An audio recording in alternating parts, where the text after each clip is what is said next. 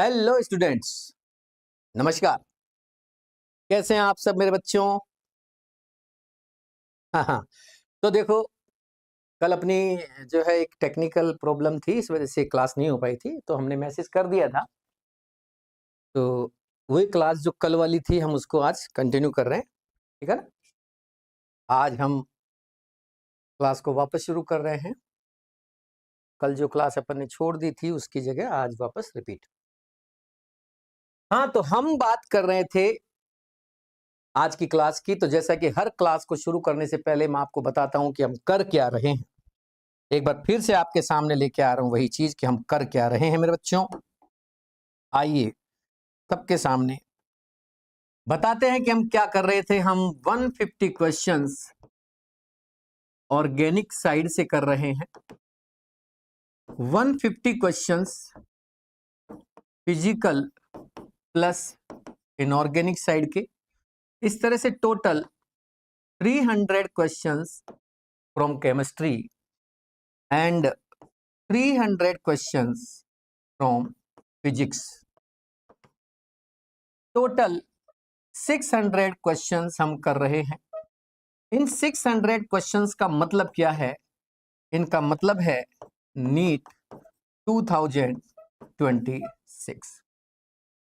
NEET 2026 के लिए important चीजें, जैसा कि आप सब जानते हैं कि एग्जाम का जब टाइम नजदीक आ जाता है तो बहुत सारी चीजें हम नहीं पढ़ पाते। टाइम कम रह जाता है, कम टाइम में हमें बहुत सारी चीजें ऐसी इग्नोर भी करनी पड़ती है जिनको हमने साल भर पढ़ा था, जो बहुत ज्यादा इंपॉर्टेंट नहीं होती, लेकिन हमने ड्यू टू प्रैक्टिस रीजन हमने उनको पढ़ लिया था। लेकिन अब जब एग्जाम का टाइम नजदीक है, कम टाइम रह गया है, तो फिर हम बहुत सारी ऐसी चीजें जिनमें टाइम खराब हो रहा है वो नहीं करेंगे। कुछ चीजों को ही हम यूज करेंगे। जैसा कि मैंने आपको केमिस्ट्री के लिए बताया था कि 150 क्वेश्चंस मैं ऑर्गेनिक से दे रहा हूं, तो इन 150 सवालों को आप कंप्लीट कीजिए अच्छे से। आज ये 150 सवाल खत्म हो जाएंगे। इसके बाद कल से हम एक्स्ट्रा क्वेश्चंस देना शुरू करेंगे, साथ में प्रैक्टिस करेंगे एबीसीडी वाले सीक्वेंस वाले क्वेश्चंस की। ठीक है? आपका पीछा हम तब तक नहीं छोड़ेंगे जब तक तुम्हें नीट की एक सीट नहीं दिला देते। नीट की सीट दिलाने के बाद हम फिर आपका पीछा छोड़ देंगे। आप चले जाना अपने अपने मेडिकल कॉलेज में, और उसके बाद हम नए बच्चों से जुड़ेंगे जो कि फिर से नीट की तैयारी कर रहे हैं। चलिए आज की क्लास को शुरू करते हैं बचे हुए लास्ट 6 क्वेश्चन से। जैसा कि मैंने बताया कि हम 144 क्वेश्चंस कंप्लीट कर चुके हैं, और हमारी 150 क्वेश्चन की जो सीरीज है वो आज कंप्लीट हो जाएगी। इसके बाद हम शुरू करेंगे प्रैक्टिस क्वेश्चंस, कंटिन्यू आगे रहेंगे, सीक्वेंस वाले क्वेश्चंस का इस्तेमाल करेंगे, क्योंकि 150 क्वेश्चंस के बाद थोड़ी सी प्रैक्टिस इन सवालों की कराने के लिए मैं एक बार सीक्वेंस वाले क्वेश्चंस का इस्तेमाल करूंगा, ताकि हमारी थ्योरी जल्दी से जल्दी रिवाइज हो और हम आगे बढ़ सके, नीट के लिए तैयार हो सके। आज का पहला सवाल, question number 145, which of the following amine can't be form Gabriel phthalimide reaction.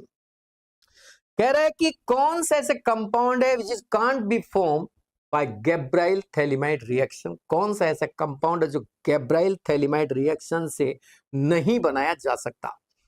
पहले तो गैब्राइल थैलिमाइड सिंथेसिस रिएक्शन की बात करके बताता हूं मैं आपको थोड़ा सा। गैब्राइल थैलिमाइड सिंथेसिस रिएक्शन से एक सवाल पूछा जा चुका है अभी पिछले ही 2-3 सालों में नीट के अंदर। मैं उसी सवाल को वापस लेके आऊंगा। पहले एक बार रिएक्शन समझते हैं, तब जाके इस क्वेश्चन को करेंगे। गैब्राइल थैलिमाइड रिएक्शन की स्टार्टिंग कहां से होती है, पहला सवाल। चलो, हमने ये लिया एक कंपाउंड जिसको आप बहुत अच्छे से जानते होंगे, this is phthalic acid. Phthalic acid को हीट करते हैं तो ये H2O बाहर निकल जाता है। H2O के एलिमिनेशन से this compound convert into an special type of anhydride which is known as phthalic anhydride. It means phthalic acid convert into phthalic anhydride by dehydration in presence of high heat. Heat इसको H2O को बाहर निकालती है और इसे phthalic anhydride में convert कर देती है। आफ्टर दैट थैलिक एनहाइड्राइड की रिएक्शन करते हैं अमोनिया से। ये अमोनिया ले लिया मैंने, और अमोनिया से इसकी रिएक्शन करते हैं, फिर से एक H2 निकल जाता है by heat.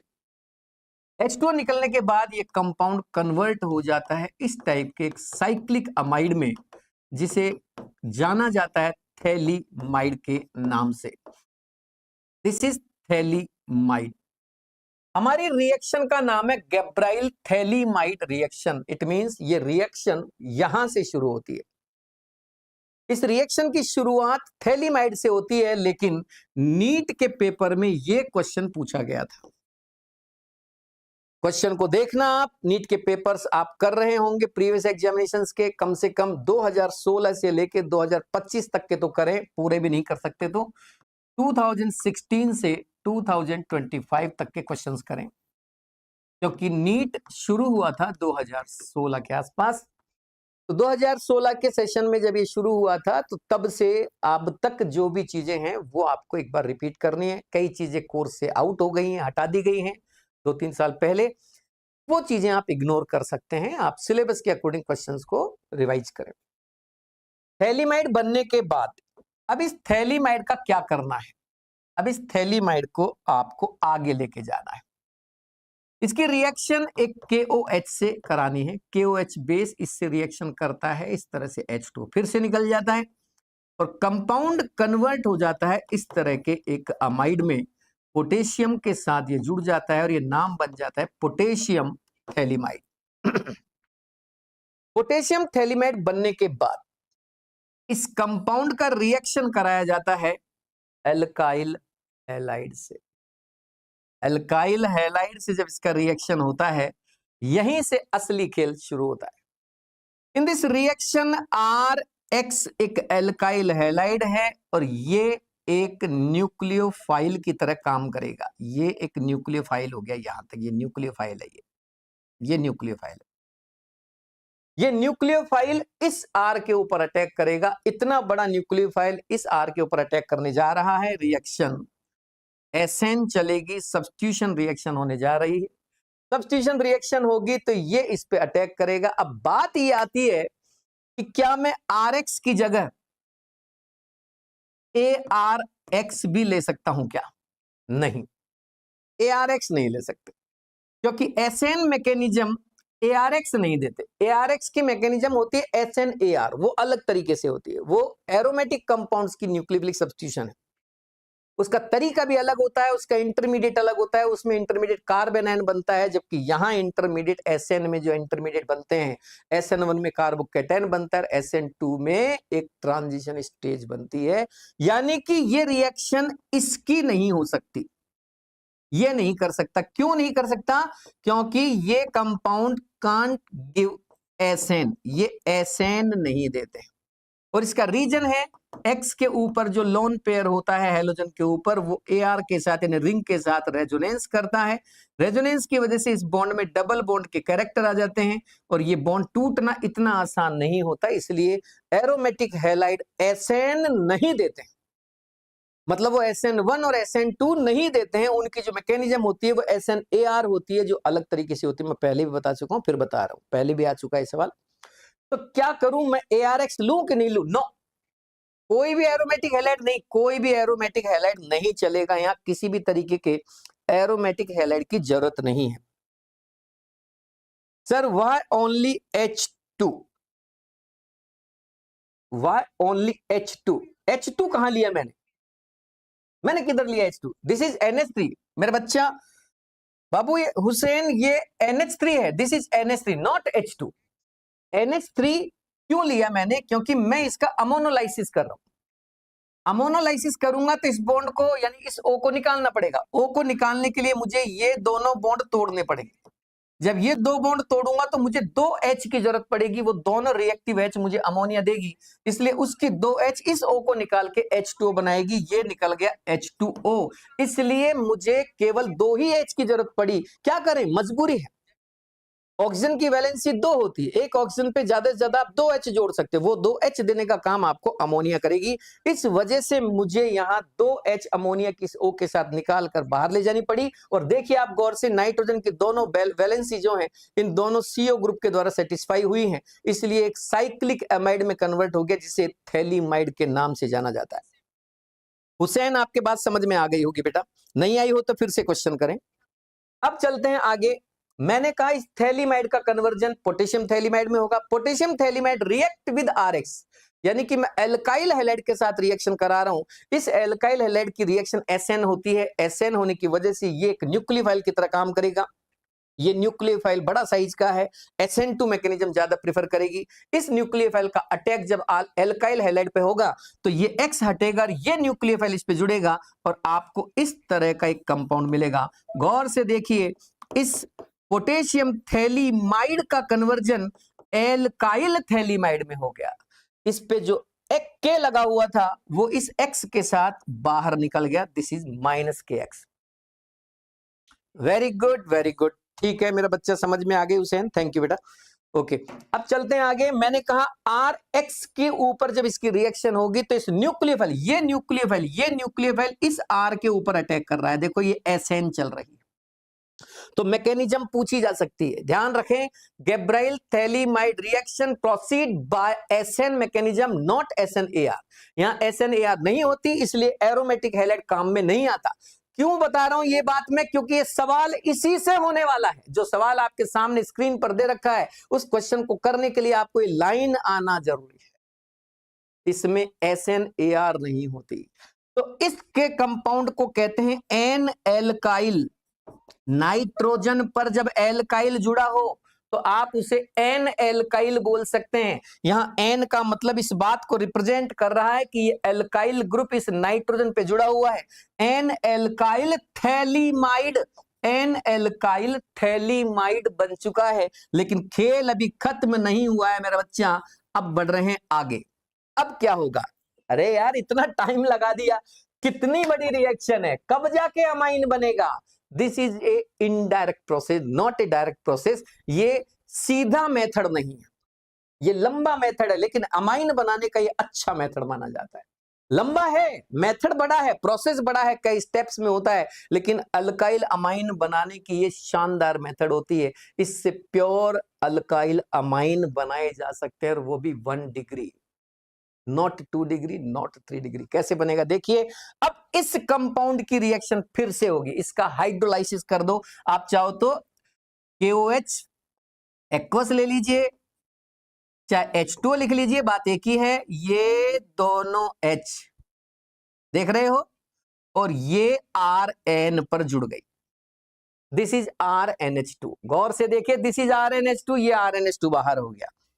RNH2 is the product. This is 1 degree amine and this is major product in this reaction। और ये कंपाउंड यहां पहुंच गया वापस वहीं जहां से ये रिएक्शन शुरू हुई थी। CO OH लिख दो, चाहे OK लिख दो, कोई फर्क नहीं पड़ता, क्योंकि रिएक्शन में आप KOH तो ले ही रहे हैं, एक्वस KOH आप ले रहे हैं, KOH का इस्तेमाल कर रहे हैं, तो एसिड वैसे भी नहीं मिलेगा। या आपको लास्ट में पोटेशियम का सॉल्ट मिलेगा, यानी पोटेशियम थैलेट मिलेगा, थैलिक एसिड से पोटेशियम थैलेट। ठीक है, बाद में आप उसको थैलिक एसिड बनाए, लेकिन हमें थैलिक एसिड तो नहीं बनाना है, हमें तो इस रिएक्शन का प्रोडक्ट देखना है। तो वापस देखिए, थैलिक एसिड को गर्म किया, थैलिक एनहाइड्रेट बना। Phthalic anhydride react with ammonia, convert into phthalic amide, phthalimide. Phthalimide react with KOH, convert into potassium phthalimide. Potassium phthalimide मतलब इस एक्टिव H ने इस acidic acid, this is acidic acid, मैं आपको बता दूं ये बेस और ये एसिड का काम कर रहा है, यहां सॉल्ट बन रहा है, this is salt, potassium phthalimide. बच्चा कंफ्यूज हो जाता है, यार अमाइड को एसिड कैसे बोल रहे हो? ये एसिड है, ये एसिडिक फॉर्म में है, ये H एसिडिक H है, ये रिएक्टिव H है ड्यू टू CO ग्रुप्स। ये एसिडिक H इस OH के साथ, जब भी तो ये एसिड बेस रिएक्शन हो रही है।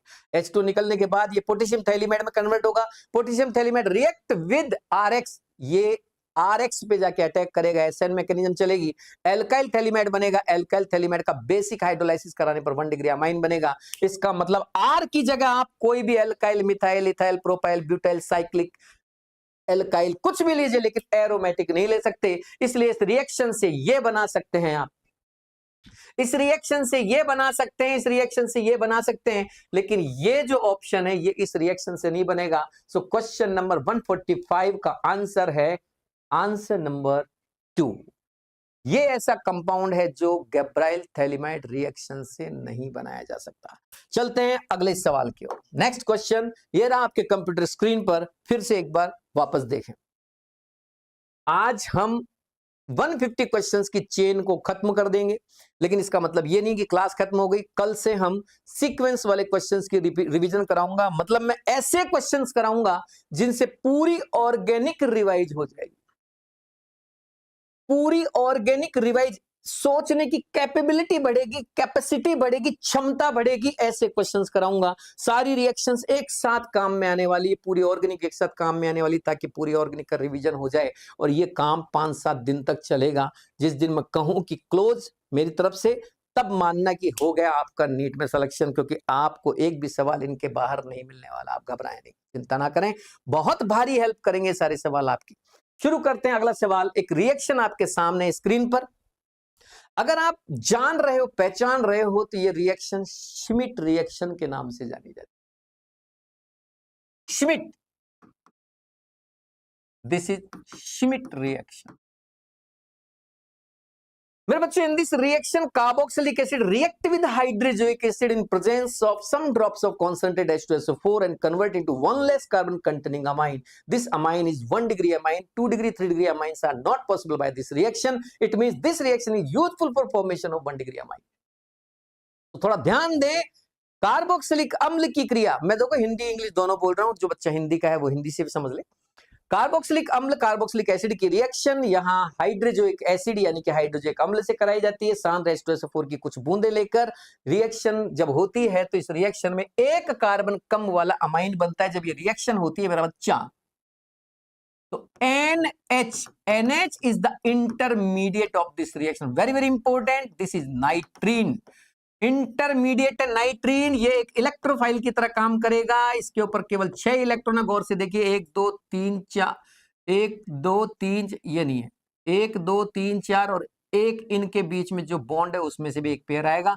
2 इलेक्ट्रॉन ये रहे, 2 ये रहे, 2 ये रहे, total 6 electron. It means this species work as an electrophile. ये इलेक्ट्रोफाइल जो है अटैक करेगा जाके ऊपर, इसके ऊपर। कैसे बनाइए, ये N2 निकलने से, ये निकल गई N2, देखो ये N2 निकल रही, मैं यहां बना रहा हूं प्रोडक्ट, N2 निकल गई, गई जी, उड़ गई, N2 उड़ गई। ज्यादातर हाइड्रोजोनिक एसिड की रिएक्शन जब भी आपके सामने आए तो समझ जाना N2 उड़ेगी, घबराओ मत, क्योंकि आपके कोर्स में जो रिएक्शन उनमें तो N2 उड़ेगी। तो हाइड्रोजोनिक एसिड की बहुत ज्यादा रिएक्शंस नहीं है, टेंशन ना ले। इस रिएक्शन से हाइड्रोजोनिक एसिड बनता है। हाइड्रोजोनिक एसिड इस रिएक्शन का इंटरमीडिएट है। कभी कोई पूछ ले, जैसे कि रीमल टीमन रिएक्शन का इंटरमीडिएट नीट के पेपर में पूछा जा चुका है, हो सकता है अब की बार इसका नंबर आ जाए कि श्मिट रिएक्शन का इंटरमीडिएट कौन है। तो आप ध्यान रखें, hydrozonic nitrene is the intermediate of this reaction. ये इसका मध्यवर्ती है, बीच में बनने वाला एक स्पीशीज है। N2 उड़ गई, इधर से जब गर्म कर रहे थे हम तो CO2 उड़ गई, ये CO2 भी गई। बहुत आसान तरीके से समझो, ज्यादा मेहनत नहीं करनी है। मेहनत करने के लिए बहुत सारी चीजें, इन चीजों को बार बार रिवाइज करोगे उसमें बहुत मेहनत लगेगी, इन्हीं को करो आप। ज्यादा घुसने की जरूरत नहीं, जितना बताऊं उतना याद करो। इससे CO2 गई, इससे N2 गई, एक ने CO2 उड़ा दिया, एक ने N2 उड़ा दिया। अब यहां बचा R और H और यहां बचा NH, दोनों मिले और बन गया RNH2. This is the major product of this reaction. What is the product P and name of this reaction? इसका नाम है श्मिट रिएक्शन। इसका मेजर प्रोडक्ट है 1 डिग्री अमाइन। ध्यान दें, 2 डिग्री अमाइन, 3 डिग्री अमाइन इससे नहीं बनेंगे।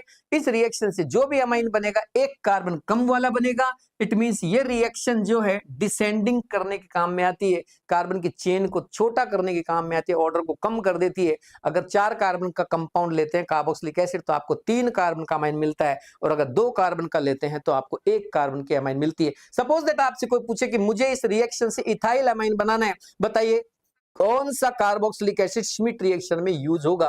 तो मुझे इथाइल अमाइन चाहिए, तो मेरे पास एसिड कितने कार्बन का चाहिए, कौन बताएगा, मुझे आंसर देके बताइए।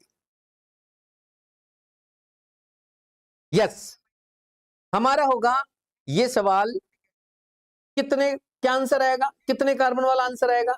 जब इथाइल अमाइन चाहिए तो 3 कार्बन वाला आपको लेना पड़ेगा, प्रोपाइल यानी कि अल्काइल ऐसा लेना पड़ेगा, एसिड ऐसा लेना पड़ेगा जिसमें 3 कार्बन की चेन हो।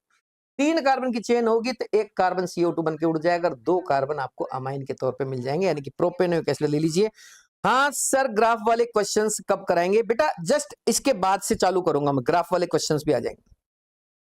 आप ग्राफ वाले क्वेश्चन फिजिकल केमिस्ट्री की बात कर रहे हैं या ऑर्गेनिक की बात कर रहे हैं? ऑर्गेनिक में ग्राफ वाले क्वेश्चन SN1 SN2 में आएंगे।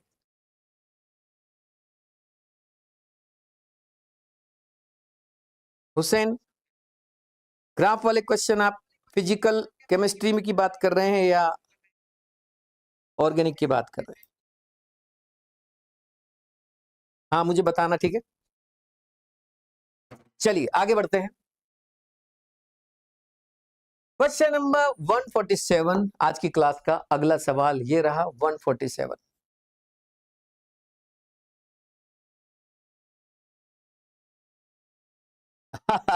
ओके, थैंक यू बेटा, thank you, love this series sir, thank you बेटा।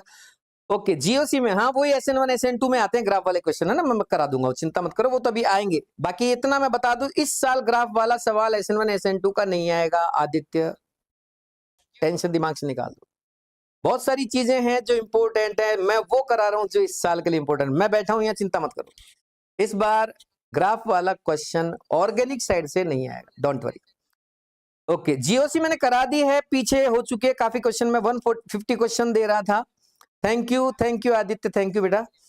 कंप्लीट ऑर्गेनिक केमिस्ट्री का कोर्स कब आएगा? Very good. Complete organic chemistry उठा रहे हैं बस, अब कल से मैं आपको एक बार सीक्वेंस वाले क्वेश्चन करा दूं लोकेश। सीक्वेंस वाले क्वेश्चन कराने के बाद पूरे 150 क्वेश्चंस का एक साथ पूरे 150 क्वेश्चन को मैं कंप्लीट करूंगा।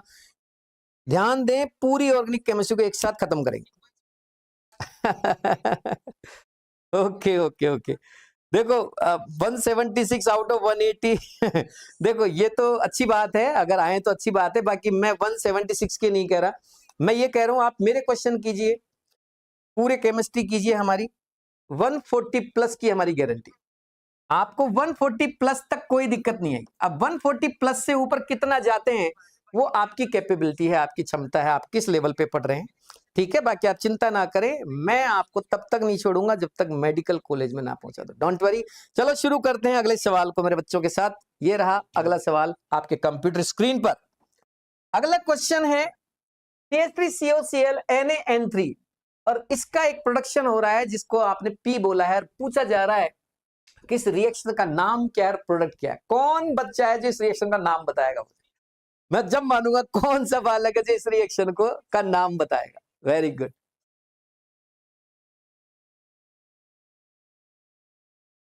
हाँ बिल्कुल आदित्य, बिल्कुल, मैं एक क्लास में पूरे 150 क्वेश्चन करा दूंगा, चिंता मत करो ना बेटा, मैं एक साथ कराऊंगा, आप टेंशन ना लो।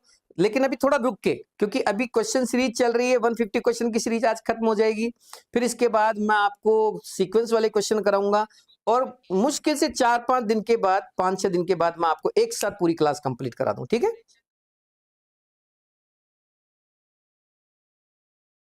हाँ थैंक यू आदित्य, बिल्कुल आएगी समझ में, चिंता मत करो ना, मैं हूं ना तुम्हारे साथ, चिंता मत करो, मैं हूं बेटा, मैं हूं, डोंट वरी, मैं हूं, बेफिक्र रहो। ऑर्गेनिक में परेशान नहीं होना, मैं संभाल लूंगा, चिंता मत करो, बस आप मेरी क्लास देखते रहें, कोई भी क्लास ना छोड़ें। ऑर्गेनिक का पेपर 3 तारीख को आएगा, मैं यहीं रहूंगा 3 तारीख को, मैं जाऊंगा नहीं, ठीक है। फिर 3 तारीख को आपके सामने आऊंगा, आप टेंशन ना लो, पेपर रखूंगा साथ में और दिखाऊंगा आपको कितने क्वेश्चन मिलेंगे। चलो ठीक है, okay okay okay okay, very good very good, Curtius reaction, लो भैया, facto in Odia, very good. अरे कमाल है यार, कमाल है, कई बच्चे तो बड़े खतरनाक जुड़े हुए मेरे से। इस रिएक्शन का नाम है Curtius degradation. This is very very important reaction, Curtius degradation के नाम से जानी जाती है ये, शानदार, कर्टियस डिग्रेडेशन। हिंदी वाले बच्चे सुन लें, इस रिएक्शन को कर्टियस अवरोहण अभिक्रिया भी कहा जाता है, कर्टियस अवरोहण। एक्चुअली इसके नाम के पीछे डिग्रेडेशन या अवरोहण इसलिए लगा क्योंकि इस रिएक्शन में एक कार्बन कम होता है। आपसे ये सवाल खूब पूछने के चांस बनते हैं, विच of the following reaction is useful for degradation of carbon chain.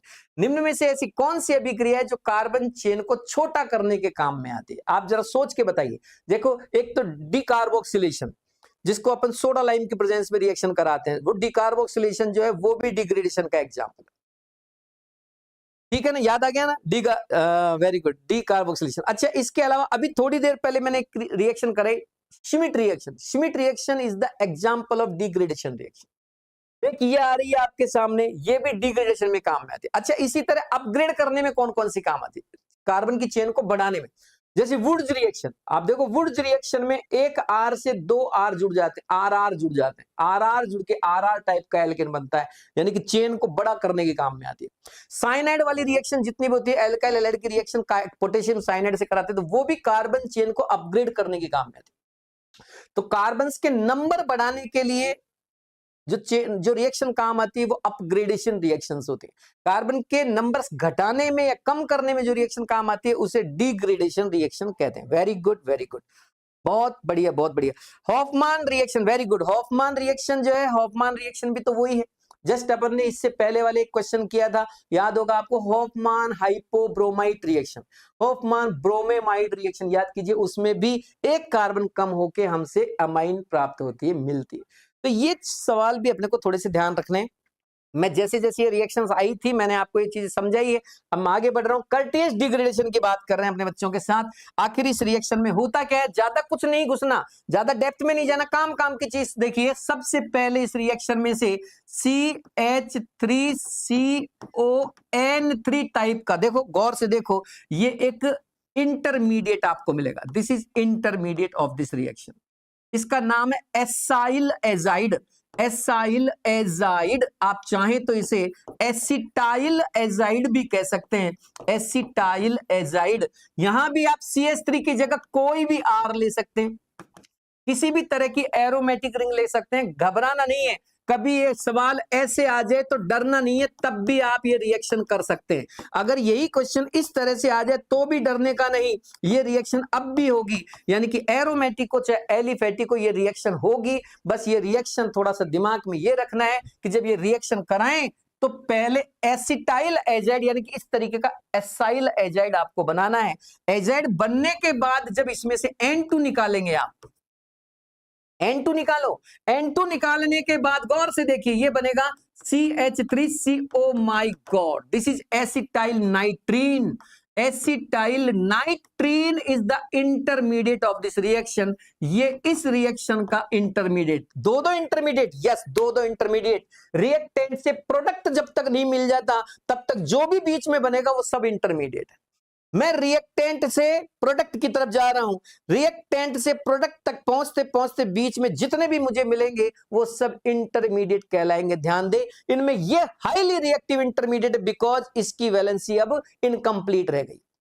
आप गौर से देखिए इस नाइट्रोजन को, इसकी वैलेंसी इनकम्प्लीट, इसका ऑक्टेट इनकम्प्लीट। इस नाइट्रीन के नाइट्रोजन पर केवल 6 इलेक्ट्रॉन है, ये एक इलेक्ट्रोफाइल की तरह काम करेगा, इसलिए तुरंत अपने आप को स्टेबल करने की कोशिश करेगा। अब ये कैसे स्टेबल करेगा अपने आप को, गौर से देखिए, ये रीअरेंज करेगा अपने आप को। This is the rearrangement process, और ये रीअरेंज करके ये बन जाएगा CH3N double bond C double bond O। गौर से देखो, रीअरेंजमेंट रिएक्शन का मतलब है कि जब कोई स्पीशीज अपने अंदर चेंजेस करके एक स्टेबल फॉर्म कन्वर्ट कर लेती है, वो होता है रीअरेंजमेंट। रीअरेंजमेंट में ना तो कोई चीज जुड़ेगी इसके ऊपर, ना इसमें से कोई चीज बाहर निकलेगी। गौर से देखो, वो CH3 है, यहां भी CH3 है, यहां भी C है, N है, O है, यहां भी N है, C है, O है। आपको कोई चेंज किसी भी चीज में नहीं करना है। रीअरेंजमेंट का मतलब होता है जब हम एक स्पीशीज को उसी स्पीशीज की स्टेबल फॉर्म में कन्वर्ट कर देते हैं। यहां कोई चीज ना तो जुड़ी जाती है यानी कि एडिशन होता है, ना किसी तरीके का कोई एलिमिनेशन होता है। This is rearrangement process. इस रीअरेंजमेंट से आपको एक स्पेशल चीज बनी है, गौर से देखिए, this is methyl isocyanate. Methyl isocyanate is the very very important name because this is the cause of Bhopal gas tragedy। AIEEE यानी कि जेई मेन के नाम से जब ये रिएक्शन, ये पेपर आता है ना आपका जेई मेन IIT वालों का, उसमें 2011 में ये सवाल पूछा गया था। Which of the following compound is connect with Bhopal gas tragedy? Bhopal gas tragedy से कौन सा कंपाउंड जुड़ा हुआ है, कौन सी गैस जुड़ी हुई है? वो ये है जिसका नाम है methyl isocyanate. This is highly toxic gas, और इस गैस के रात में रिसाव होने की वजह से भोपाल में कई लोग रातों रात मर गए थे। ये इंडिया की बहुत बड़ी ट्रेजेडी थी। उसके बाद जो बड़ी ट्रेजेडी आई वो कोरोना थी, लेकिन कोरोना से पहले जो ट्रेजेडी थी वो यही थी, जिसे भोपाल गैस ट्रेजेडी के नाम से जाना जाता है। ये बहुत ही अच्छा एग्जाम्पल है, अच्छा क्वेश्चन बनता है इससे, तो ध्यान दें।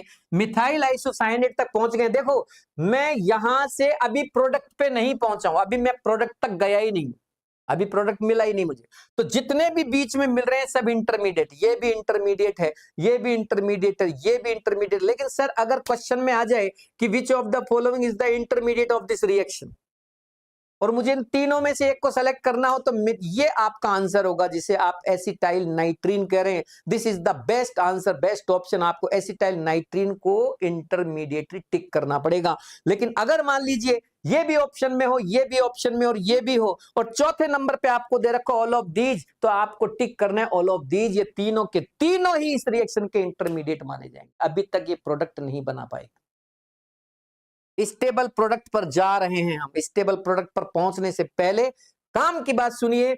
इस रिएक्शन में एक और है जो काम आएगा, उसका नाम है KOH। यहां से इसकी एंट्री होती है। मिथाइल आइसोसाइनेट बनने के बाद आप चाहें तो KOH ले लीजिए, यानी कि एक्वस KOH ले लीजिए। आप चाहें तो पानी ले लीजिए, पानी से भी काम चलेगा, सम ड्रॉप्स ऑफ बेस मिला के। लेकिन लेना आपको बेसिक ही है सॉल्यूशन। बेसिक सॉल्यूशन क्या करेगा, इसके साथ रिएक्शन करेगा, और गौर से देखो इस तरह से K2CO3 बाहर निकाल दिया। ये हो रहा है, देखो चेन डिग्रेडेशन, ये चेन डिग्रेड हो रही है। दो कार्बन थे अब तक, यहां भी दो कार्बन थे, यहां भी दो कार्बन थे, यहां भी दो कार्बन थे, यहां भी दो कार्बन थे, लेकिन अब जो बनेगा उसमें कार्बन केवल एक रह जाएगा। एक कार्बन गायब हो जाएगा, उड़ जाएगा, निकल जाएगा, कार्बोनेट बनके ये निकल गया K2CO3। K2CO3 बाहर निकलने के बाद अब आपके पास इस नाइट्रोजन पे दो वैलेंसी खाली बचेंगी, क्योंकि इधर से CO निकल गया है, तो इधर आपके पास दो H भी हैं, रिएक्टिव H, वो दोनों यहां जुड़ेंगी और आपको मिलेगा CH3NH2। This is the product of this reaction, जो कि one less carbon containing amine है। So Curtius degradation reaction is useful for formation of 1 degree amine, यानी कर्टियस अवरोहण अभिक्रिया का उपयोग 1 डिग्री अमाइन के निर्माण में किया जाता है, और ये 1 डिग्री अमाइन एक कार्बन कम वाली बनती है। So this reaction is the example of degradation reaction. अब जाके सवाल खत्म हुआ, एक भी चीज नहीं छोड़ेंगे आप, जो जो मैंने बताइए कुछ नहीं छोड़ेंगे, बस इस बात का प्रॉमिस करके जाइए। Very good. अब चलते हैं आगे अगले सवाल के। Next question, RNH2 react with carbonate sulfide and convert into A type of product, which is react with again HgCl2 and convert into B. What is the A and B and name of this reaction? पहचान गए कौन है ये? पहचान गए, कई बच्चे पहचान गए। Very good, very good. ये रिएक्शन है हॉफमान की रिएक्शन, जिसे आप हॉफमान्स मस्टर्ड ऑयल रिएक्शन के नाम से जानते हैं। This reaction is useful for testing, oh my God, testing of, किसकी testing?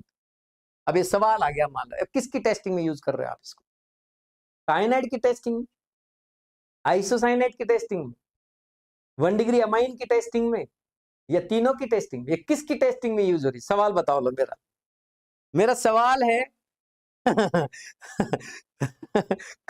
No no no, Hinsberg नहीं है, हिंसबर्ग नहीं है। ओके, ये रिएक्शन है हॉफमान मस्टर्ड ऑयल रिएक्शन, और इस रिएक्शन में हम टेस्टिंग करते हैं 1 डिग्री अमाइन।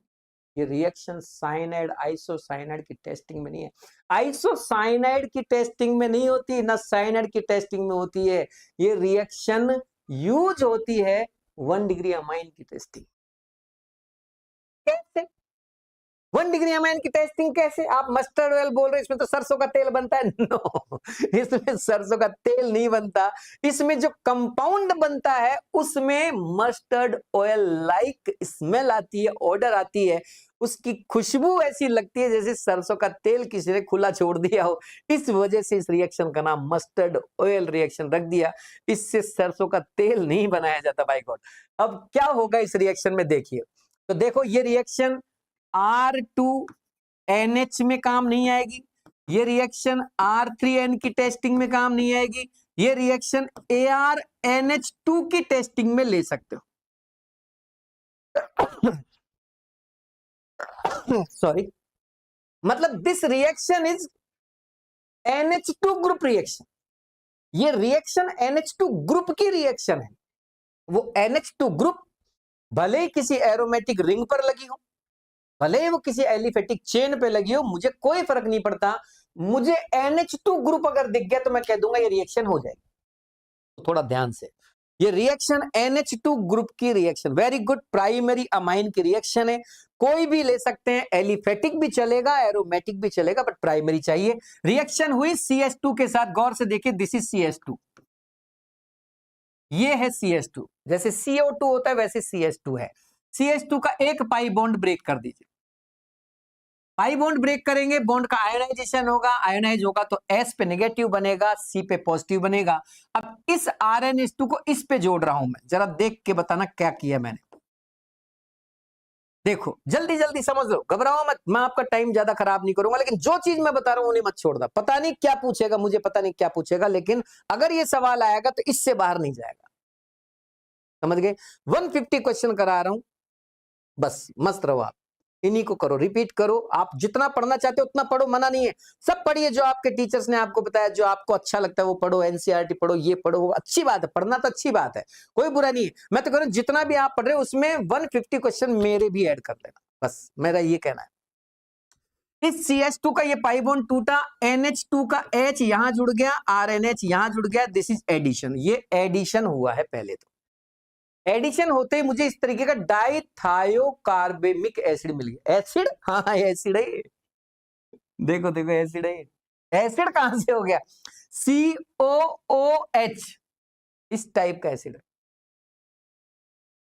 N alkyl डाइथायोकार्बेम। आप चाहो तो कार्बेमिक एसिड बोल सकते। कार्बेमिक क्यों बोला? अमाइन की वजह से कार्बेमिक हो गया है। कार्बोक्सिलिक नहीं बोल रहा मैं, कार्बेमिक बोल रहा हूं, ठीक है? तो this is an alkyl dithiocarbamic acid. और अगर COOH होता तो कार्बोक्सिलिक एसिड होता। समझ गए? चलो, इससे ये बना, इन दोनों से ये बना, तो ये इस रिएक्शन का A है, ये A है, ये A बना दिया, ये A बन गया मेरा बेटा। अब मैं जा रहा हूं B की तरफ, देखते हैं B क्या है। लेकिन B तक पहुंचने के लिए कह रहा है HgCl2 के साथ गर्म करो। ये Hg और ये Cl2, ये HgCl2 के साथ गर्म हो रहा है, जरा देखते नहीं।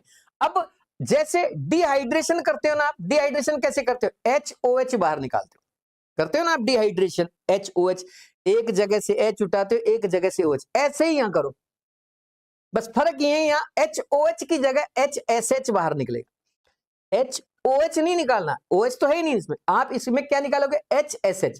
अब एक जगह से H उठाओ और पड़ोसी से, एडजेसेंट एटम से SH उठाओ, तो ये तो जाएगी H और ये जाएगी SH, ये दोनों बाहर निकलेगी इसमें से। एक तरीके से डिहाइड्रेशन हो रहा है, गौर से देखो, मतलब H2S निकल रही, जैसे H2O निकालते वैसे H2S निकल रहा है, H2O की तरह H2S निकल रहा है। देखो H गया इधर से N से और एडजेसेंट कार्बन से SH गया, तो HSH दोनों बाहर निकले। ये दोनों जब बाहर निकलेंगे तो क्या होगा मालूम?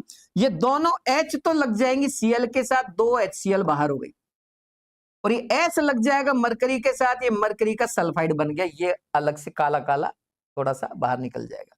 अब आपके पास क्या क्या बचा? R बचा, देखो ये R बचा, इधर से N बचा, N और C के बीच में अब डबल बॉन्ड आएगा। क्यों आएगा? क्योंकि आपने एक वैलेंसी इधर खाली कर दी, एक वैलेंसी इधर खाली कर दी C पर, ये N डबल बॉन्ड C हो गया। देखो N और C के बीच में डबल बॉन्ड, और इसी से जुड़ा हुआ है डबल बॉन्ड S। ये जो कंपाउंड है यही है सरसों के तेल की खुशबू देने वाला कंपाउंड।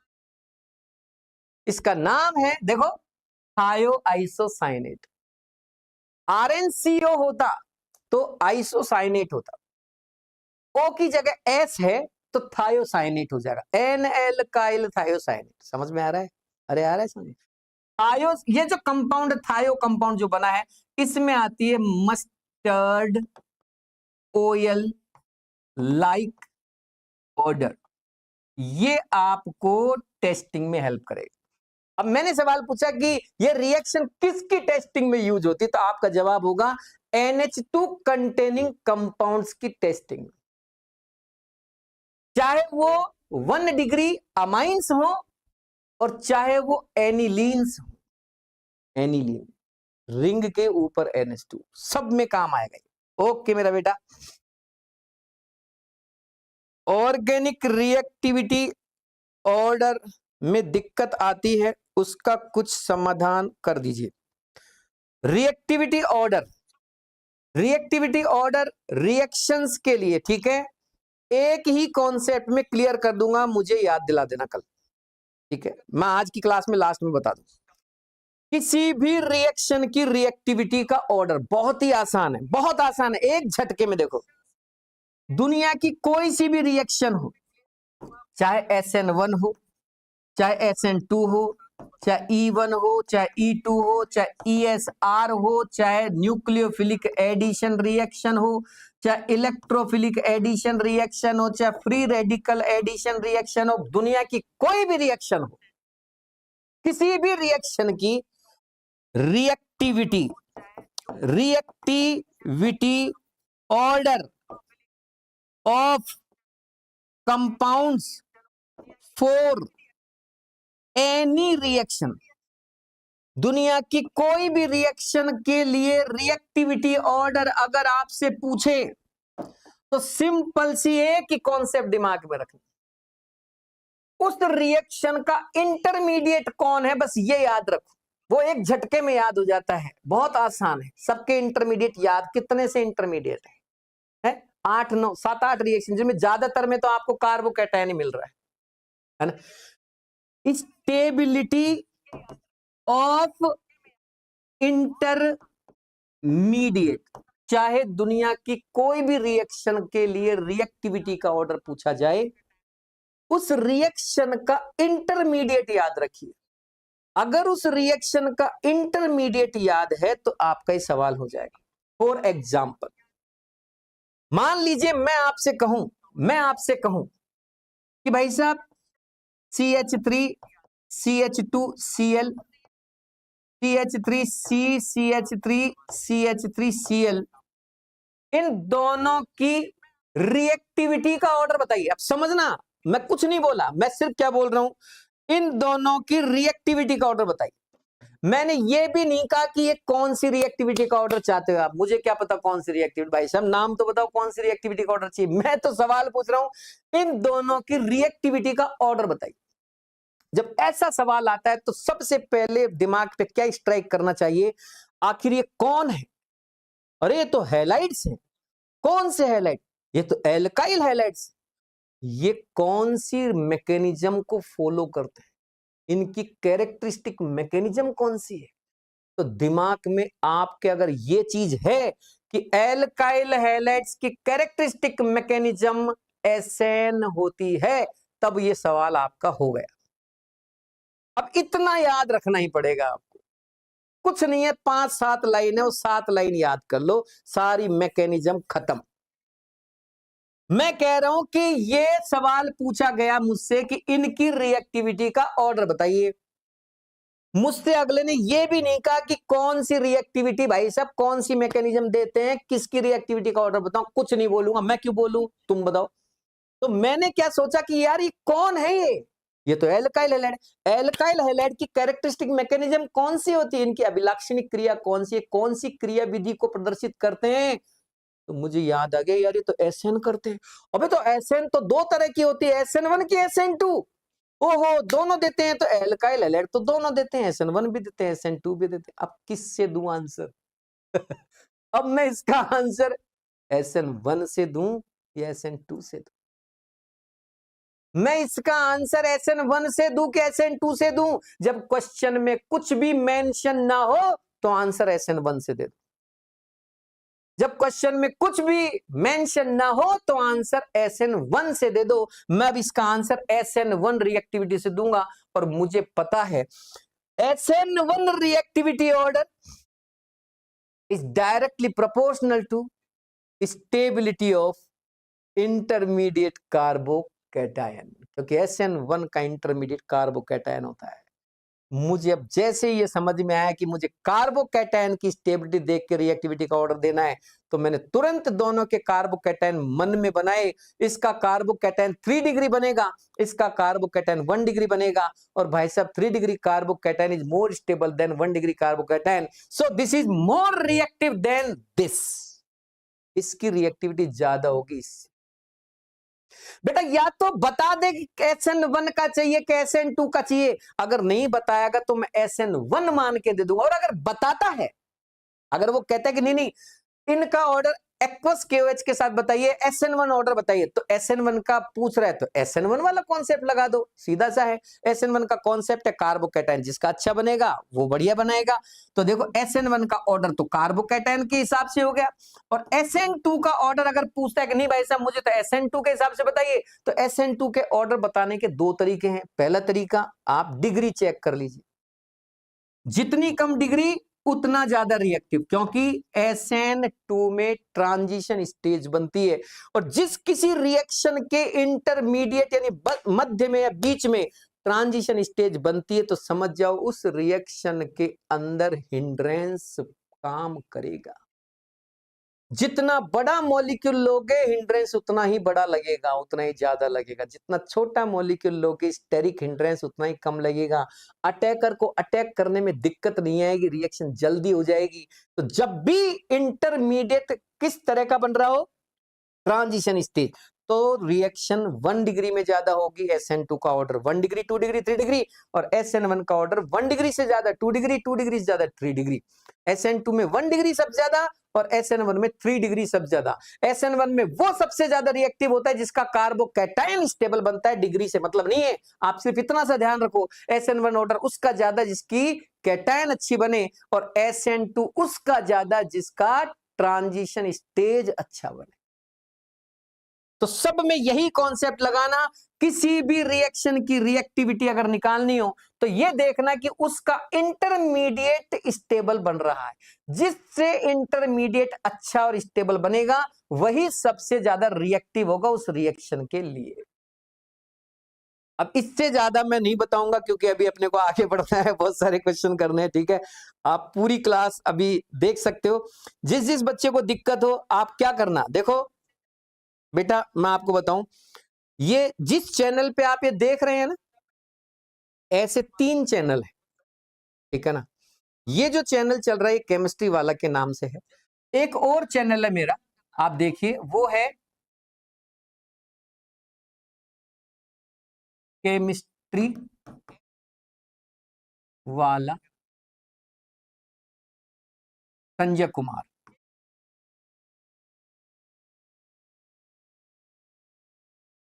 इस नाम से मिल जाएगा, या फिर आप संजय एलन जैन नाम डालेंगे तो भी आपको मैं दिख जाऊंगा। उसमें मैंने पूरी ऑर्गेनिक डाल रखी है कंप्लीट। उस ऑर्गेनिक के अंदर जाना, उसमें मैकेनिज्म वाला चैप्टर उठाना और पूरा समझ लेना, घबराने का नहीं, वहां से आपको पूरा मिल जाएगा, ठीक है। और थोड़े दिन बाद तो हम इस चैनल पे भी सब डाल देंगे, आप चिंता मत करो, आप घबराए नहीं। हमारा मकसद तुम्हें अच्छी, सही और सटीक नॉलेज देना है, फालतू चीजें नहीं। चलते हैं आगे बढ़ते हैं। चलिए, एक और चैनल है फैंस क्लब के नाम से, फैंस क्लब केमिस्ट्री वाला, फैंस क्लब केमिस्ट्री वाला। इस चैनल पे आपको पूरा इनऑर्गेनिक केमिस्ट्री के क्वेश्चंस मिल जाएंगे, आप वहां से इनऑर्गेनिक केमिस्ट्री देख सकते हैं। संजय कुमार एलन के नाम से आप देखेंगे, उसमें आपको पूरी ऑर्गेनिक मिल जाएगी। समझ में आ रहा है? तो घबराए नहीं, सब पे बहुत सारी चीजें डाल रखी है, वो चैनल तक आप पहुंचे नहीं होंगे इसलिए आपको दिक्कत आ रही। तो जिसको भी पूरी रिवाइज करनी है वो वहां से पढ़ सकते हैं। स्कैनर से डाउनलोड हो जाते हैं बेटा, नहीं हुए थे? अच्छा चलो, मैं आज स्कैनर लगाऊंगा और आप स्कैनर लगा के देखना। अगर डाउनलोड ना हो ना, अगर डाउनलोड नहीं हो तो मैं लास्ट में कल या परसों की क्लास के बाद सारे के सारे जो क्वेश्चन हैं उनको आपको डाउनलोड करके उनकी PDF बना के और यहाँ स्कैनर लगा देंगे, आप उससे उस PDF को प्राप्त कर सकते हैं, ठीक है। ओके ओके ओके,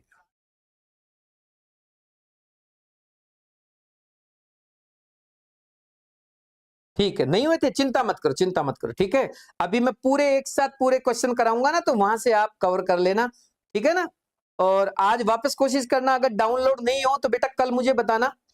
और चाहो तो सारे के सारे क्वेश्चन सीक्वेंस में दे रखे हैं, पूरे वीडियो डाल दिए हैं, आप उनसे फटाफट फटाफट स्क्रीनशॉट लेके क्वेश्चन देख सकते हैं। और केवल क्वेश्चन के साथ साथ थ्योरी, वो जो मैंने पूरा बोर्ड भरा है वो भी याद करोगे तो अच्छा रहेगा। ठीक है, कल बताना मुझे नहीं हो तो आज डाउनलोड करके देखना। ठीक है बेटा, ओके मेरे बच्चे, ओके ठीक है।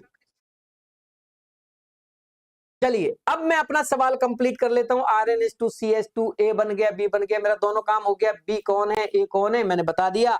A कौन है, A तो ये है, और B कौन है, B ये है। हो गया मेरा दोनों सवाल। ठीक है, अब मैं चलता हूं अगले क्वेश्चन की ओर। नेक्स्ट क्वेश्चन ये रहा आपके कंप्यूटर स्क्रीन पर। What is possible product in following reaction. बहुत ही शानदार। अब मैं ग्लूकोज फ्रक्टोज पर पहुंच गया हूं। ग्लूकोज के अंदर देखिए क्या चल रहा है।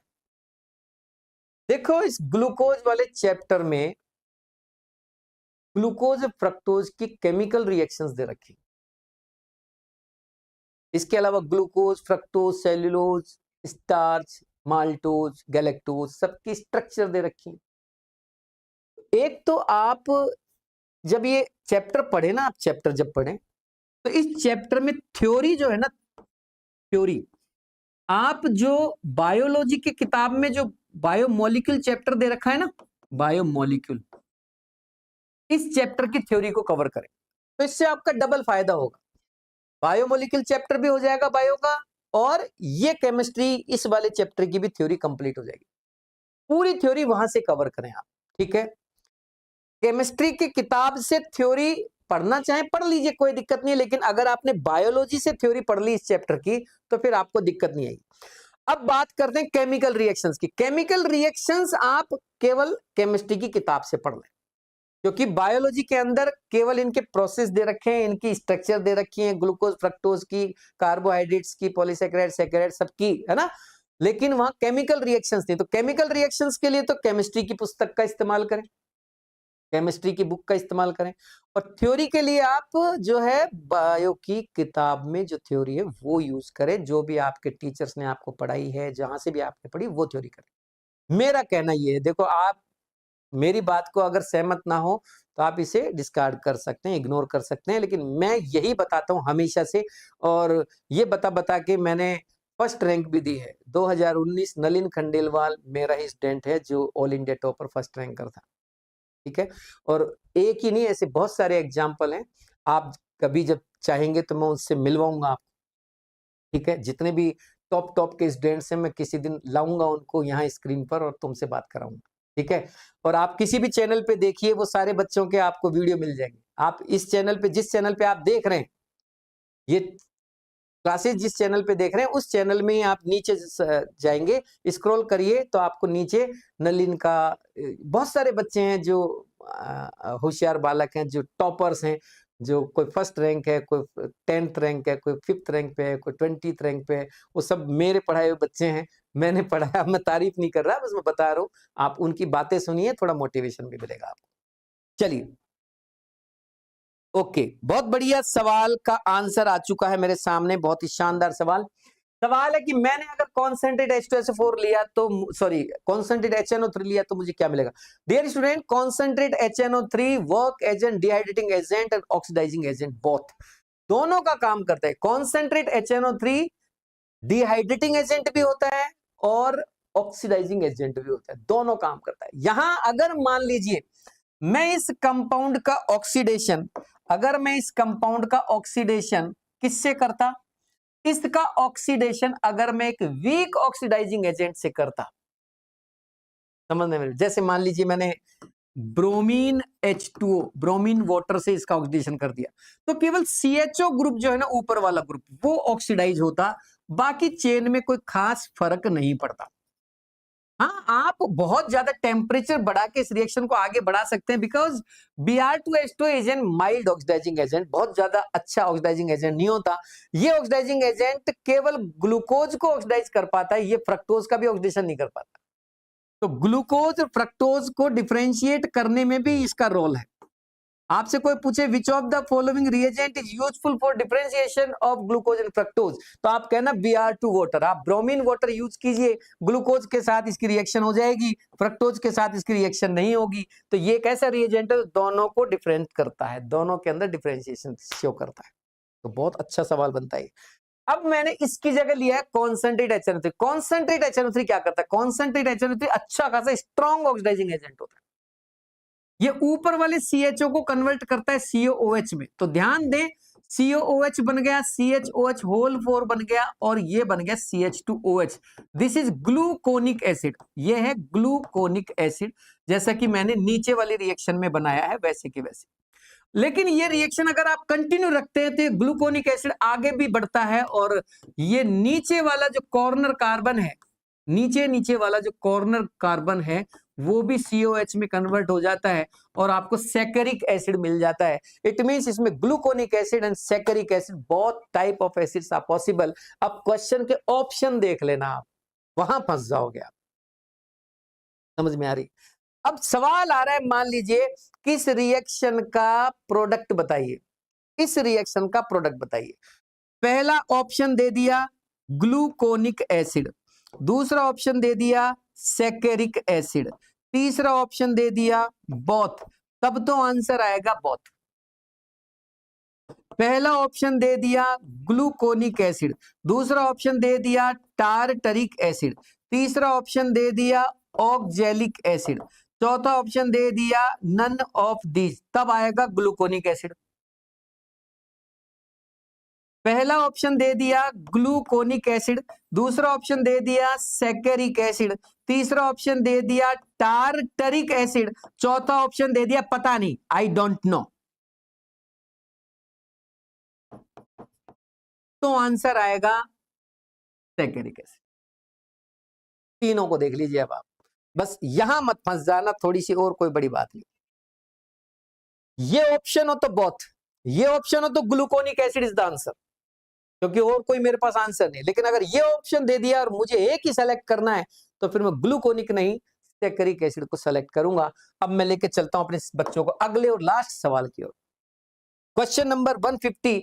ये सीरीज खत्म होने जा रही है, लेकिन क्लास खत्म नहीं हो रही है। कल से मैं ऑर्गेनिक को गोला बना दूंगा, ऑर्गेनिक, समझ में आ गई, और कवर कर डालेंगे बहुत सारी रिएक्शंस को एक साथ। सीक्वेंस वाले क्वेश्चंस करेंगे। सीक्वेंस वाले क्वेश्चन प्रैक्टिस के लिए बड़े खतरनाक होते हैं, आपकी सोचने की पावर, मेमोरी को बढ़ाएंगे। किस तरह से डायरेक्ट अपन आंसर तक पहुंचे, कैसे अपन रिएक्शंस के लिए आंसर को स्ट्राइक करें, ये चीजें सीखने के लिए हमें 2-5 दिन उनकी प्रैक्टिस करनी पड़ेगी। चलते हैं अगले सवाल पर। Number of total required molecules of phenyl hydrazine for conversion of glucose to glucosazone. अगला सवाल कौन देगा इसका जवाब? कोई बच्चा है जो इसका जवाब देगा? सर, जब रिएक्शन में मोल्स गिवन नहीं हो तब क्या अज्यूम करते हैं? वेरी नाइस, बहुत बढ़िया, बहुत अच्छा सवाल पूछा इस बच्चे ने। ये कह रहा है कि इसके पीछे वाले सवाल पर वापस आते हैं। ये कह रहा है कि मुझे यहां मोल्स नहीं दे रखे हैं रिएक्शन में, तो मैं क्या मानूं? इसी रिएक्शन के लिए नहीं कह रहा, अगर कोई भी रिएक्शन हो, अगर उसमें मोल्स नहीं दे रखे हो, तो आप उस रिएक्शन के मोल्स एक्सेस मान के चलेंगे, आप उन्हें एक्सेस में मानिए और फाइनल प्रोडक्ट को ही अपना आंसर माने। अगर कोई भी ऐसा सवाल है जिसके अंदर मोल्स नहीं दे रखे हैं, तो उसके अंदर एक्सेस क्वांटिटी मान के फाइनल प्रोडक्ट को ही अपना आंसर दें। ये मैंने पिछली क्लासेज में बताया था। जो बच्चे आज नए जुड़े हैं शायद उनको ये बात पता नहीं है, मैं कई बार बता चुका हूं, अब आगे से इस बात को ध्यान रखें। वेरी गुड, बहुत ही शानदार, वेरी नाइस मेरा बच्चा। सवाल का जवाब आ गया है अगले का, अगले सवाल का जवाब आ गया है। बोलो आप, कमाल की बात है। इस बच्चे का नाम तो मुझे पता नहीं क्या है।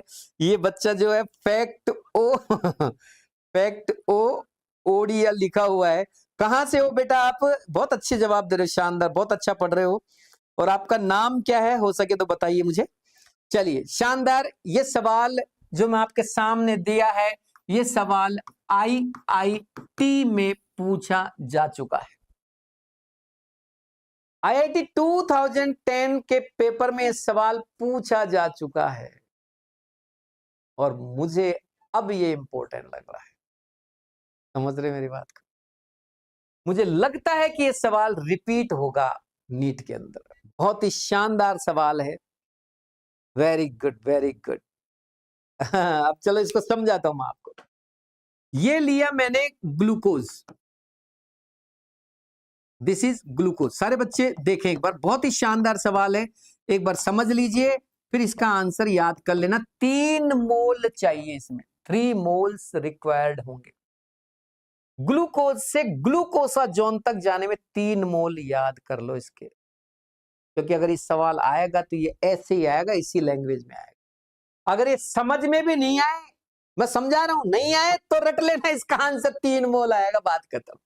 ठीक है, ये रिएक्शन हो गई इसकी फिनाइल हाइड्रोजीन से। फिनाइल हाइड्रोजीन से रिएक्शन होती है, तब जाके ओसाजोन बनता है। ये निकल गया एक H2O। H2O निकलते ये बन गया इस तरह का एक कंपाउंड, देखो गौर से, ग्लूकोज फिनाइल हाइड्रोजोन बन चुका है। इसका नाम है ग्लूकोज फिनाइल हाइड्रोजोन। अब इस ग्लूकोज फिनाइल हाइड्रोजोन पर फिर से रिएक्शन होगी, एक बार फिर से रिएक्शन करेगा कौन? यही फिनाइल हाइड्रोजीन। ये लो जी, फिनाइल हाइड्रोजीन की रिएक्शन वापस हो गई, फिर से रिएक्शन हो गई। Again phenyl hydrogen react with this compound and इसके द्वारा इसका ऑक्सीडेशन हो जाएगा।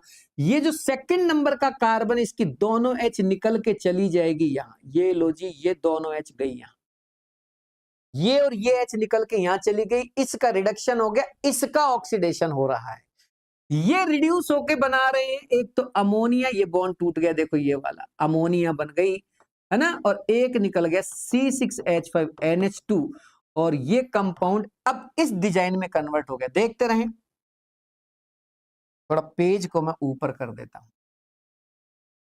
ये कंपाउंड आ गया इस तरीके का, देखो CH double bond NH C6H5 C double bond O, oh my God, H निकल गई, ये कीटो ग्रुप में कन्वर्ट हो गया, गजब।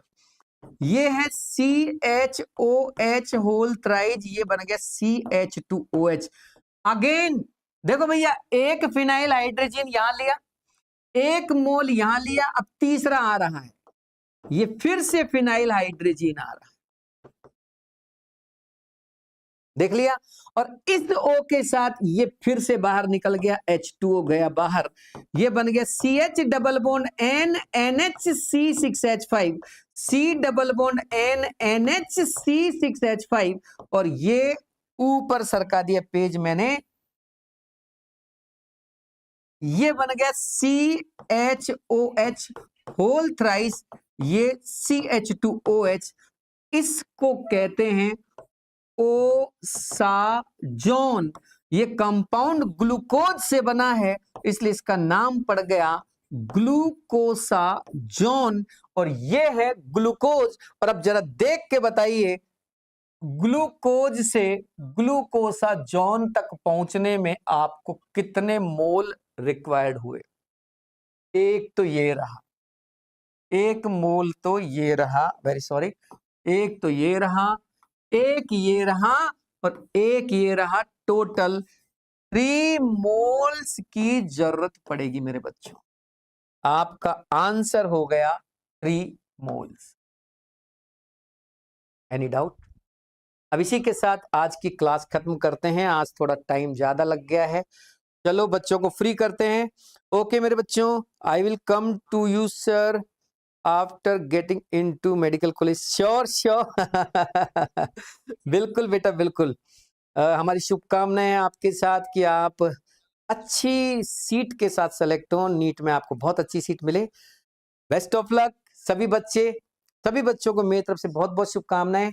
आज क्वेश्चन सीरीज खत्म हुई है, लेकिन अगली क्लास यानी कल से हम अलग चीज यानी पूरी ऑर्गेनिक को एक मुट्ठी में करने आ रहे हैं। कंप्लीट ऑर्गेनिक एक मुट्ठी में कर लेंगे, टेंशन ना लें। ऑर्गेनिक में तुम्हें झुकने नहीं दूंगा, रुकने नहीं दूंगा। Okay, good bye, see you again, फिर मिलेंगे अगली क्लास में, तब तक के लिए नमस्कार।